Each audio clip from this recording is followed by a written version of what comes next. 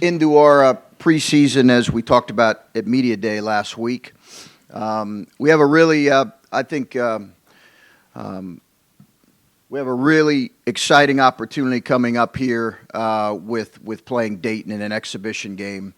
As some of you may know, Anthony and his wife Chris, they have a really powerful story, a really personal, powerful story around mental health that they have, I think, just here recently begun to really take some time to share, and I give them a ton of credit for the courage it's taken to share that personal story. Anthony called back in the summer and asked if we'd be willing to play an exhibition game to start the season to really raise money around mental health, and mental health as it relates to teenagers and college-age kids. And he said this will give myself, our family, and my wife Chris an opportunity to share our personal story.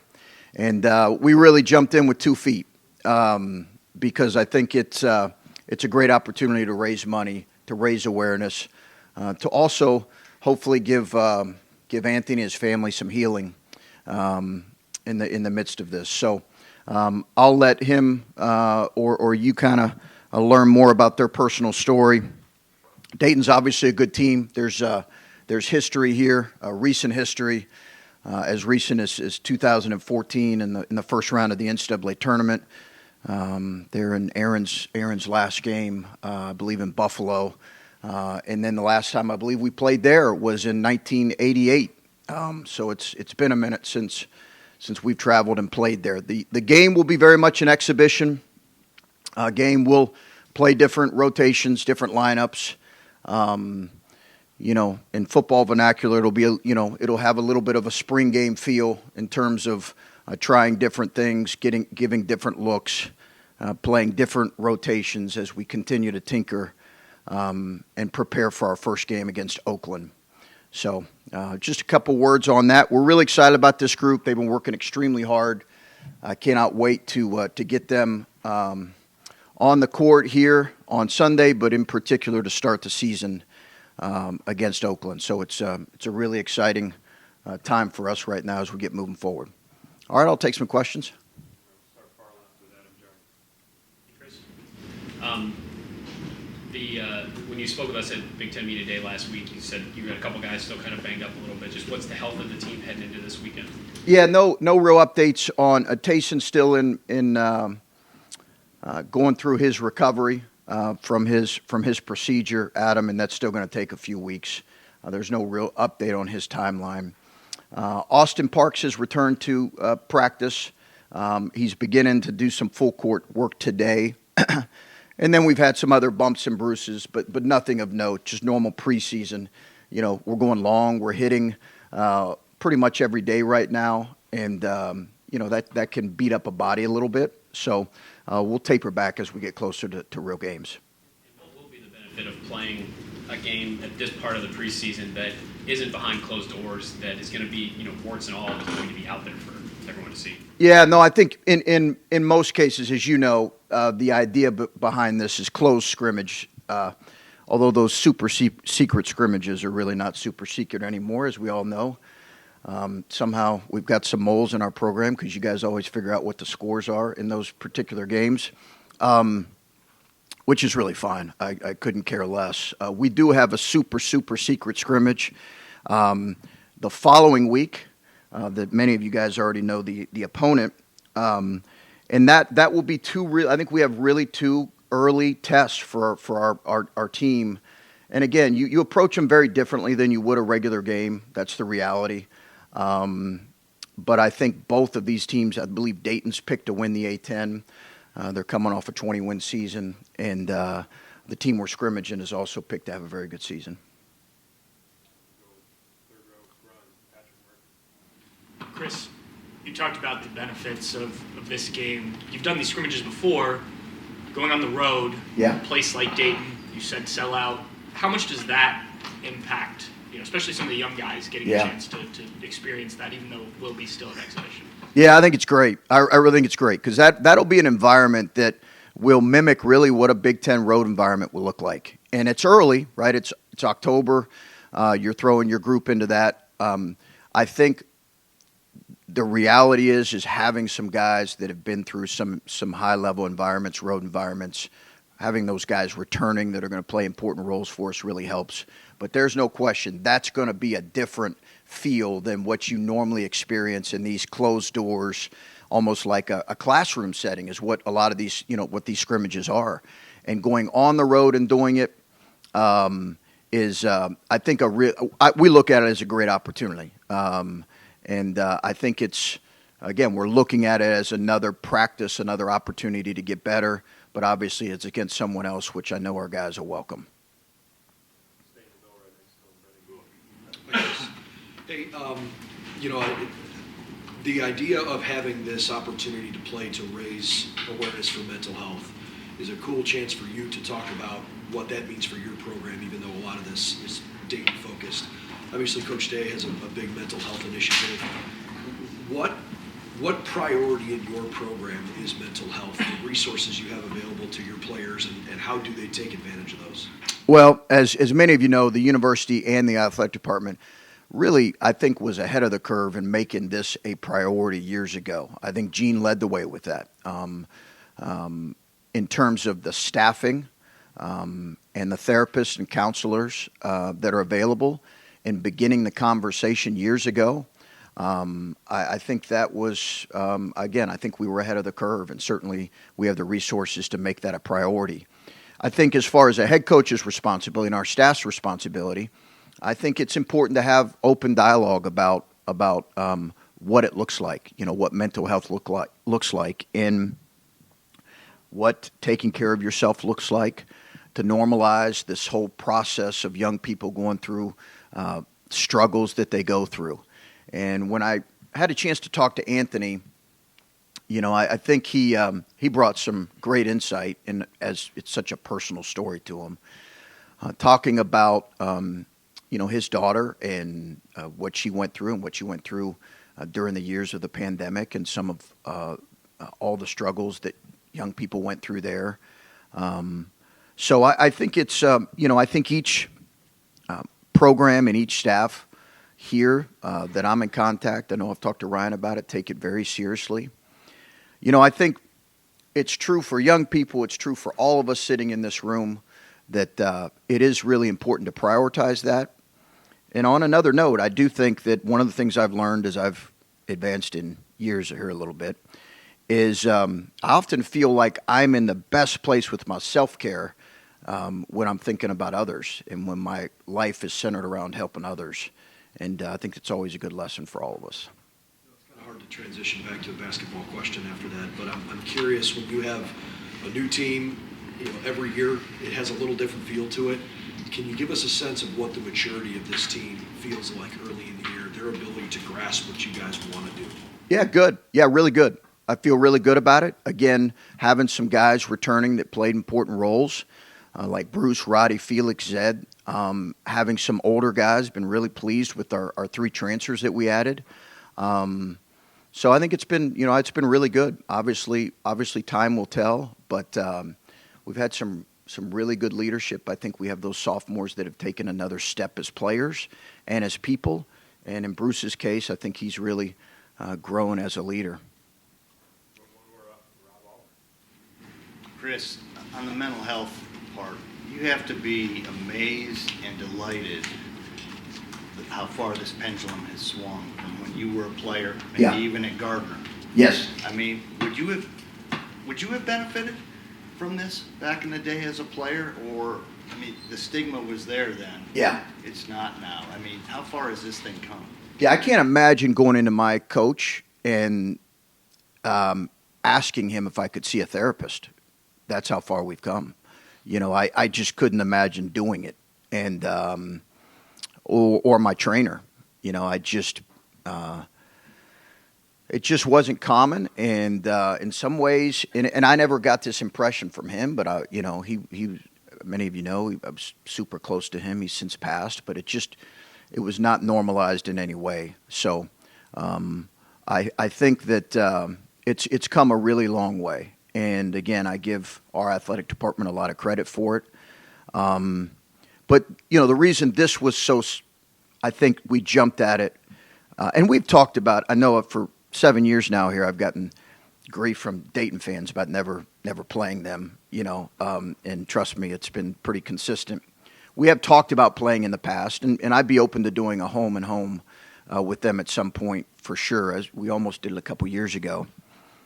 But this is so unique because it's so personal to Anthony and his family, and I think that's why I got tremendous respect for him. That's why we jumped at the opportunity. Basketball question. Sure. Last year we were watching Roddy. He's just kind of going along. Boom. Late in the season, tournament, he just comes on. How important is something like that for a kid to really just come into this year like a 180 almost? Yeah, I think finishing like we did was important for everyone, but certainly for him with the way he played to get some confidence against good teams and to finish 5-2 down the stretch. He didn't really kind of hit his stride until the last few games of the Big Ten tournament. We saw glimpses of it in practice. Now for him, I think he's got to take the next step as a player, and that is really how consistent is he going to be, and that's what's sitting in front of him, the challenge. How consistent are you going to be? For us to be good in what we believe we can be this year, Roddy has to take a real consistent step forward. You mentioned the transfers. Want to ask about Dale, especially now Tayson now, probably an important ball handler for you guys at the moment. Probably will be this season anyway, but yeah. Are you expecting him to be the kind of player he was at Baylor, or are you expecting even more scoring or want that from him this season? Oh, I anticipate him playing a bigger role than what he did at Baylor. Dale Bonner's he's been really good for us. He gives us a speed that we haven't had. He's the fastest player we've coached here from end to end for sure. He just has tremendous quickness and speed with the ball. And he's a little bit slight in build, but he's been able to really shoot the ball. We're going to need him to play a bigger role. He's playing behind a couple NBA guys there at Baylor. We're going to need him to play a bigger role, and I think he's ready for it. Hey, Chris, how do you fix the Ohio State run game?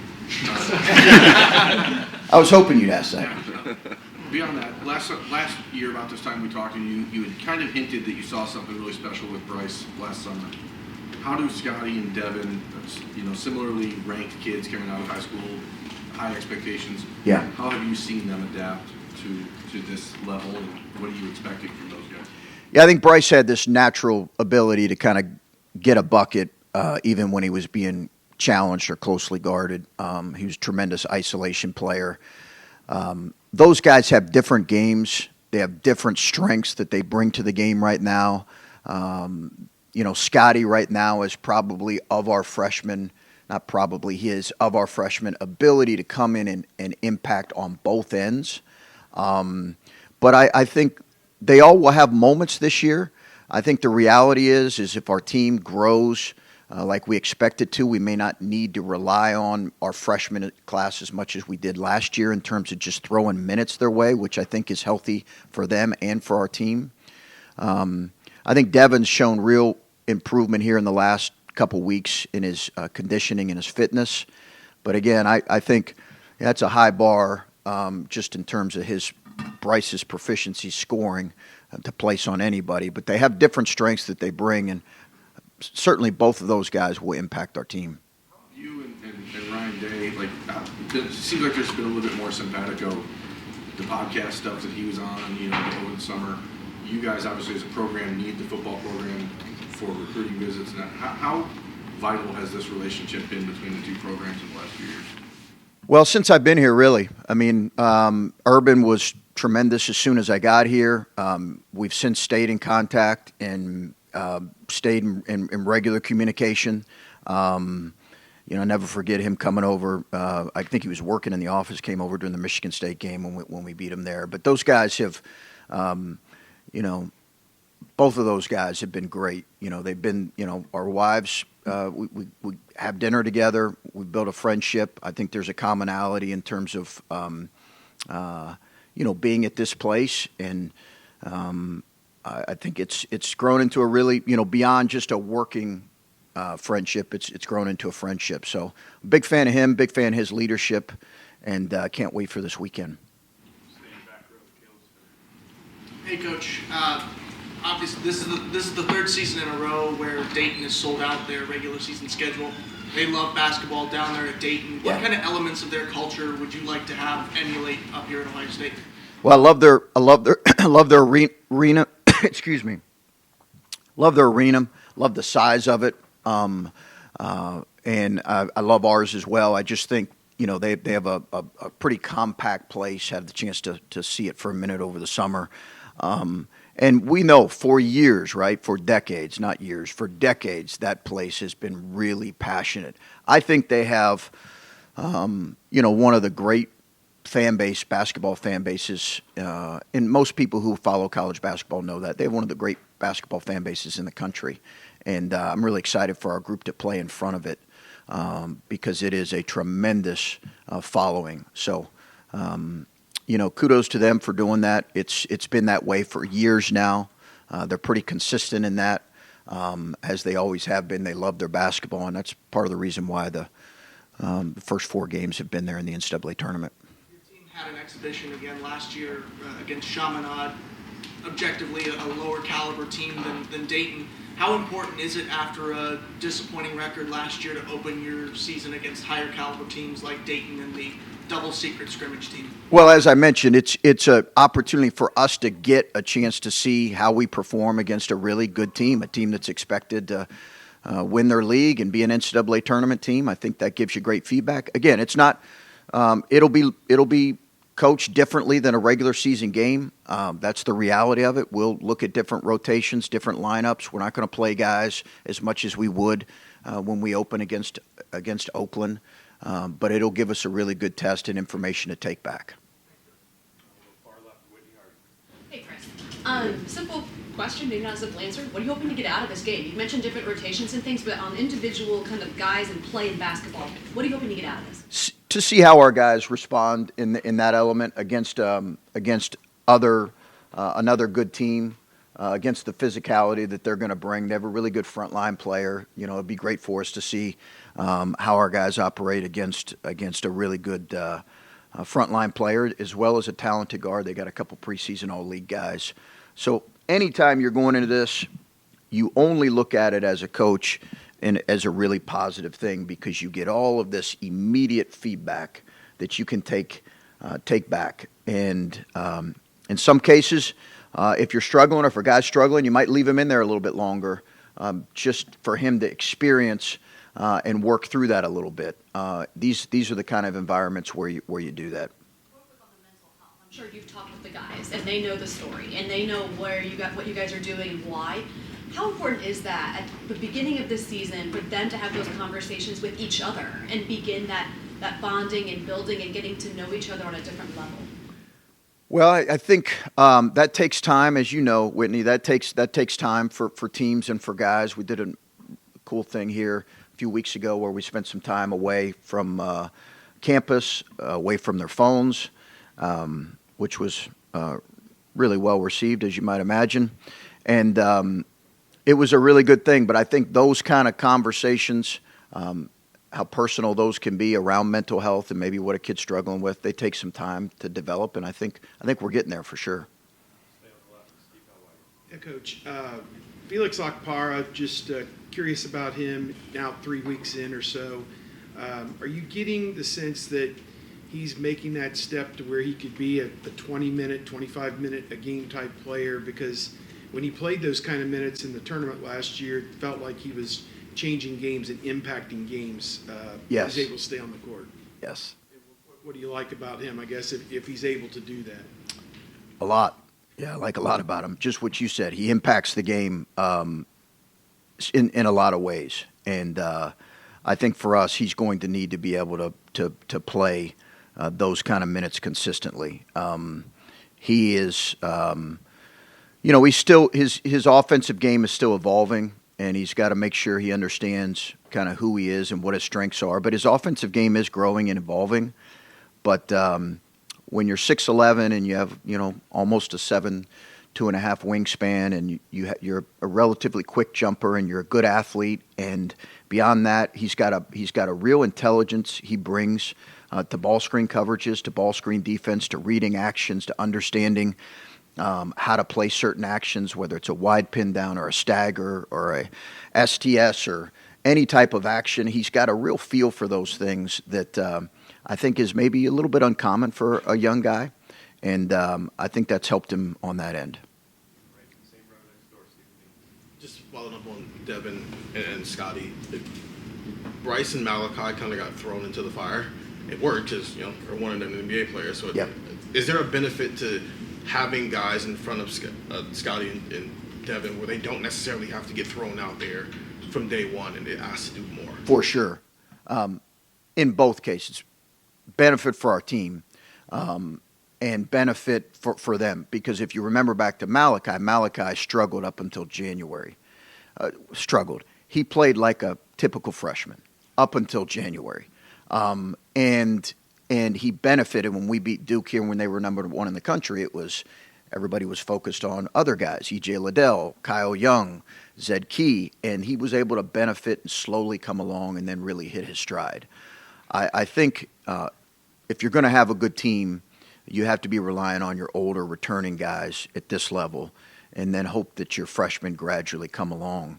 And that was the case in Malachi. Bryce had some maybe bigger, earlier moments in terms of scoring.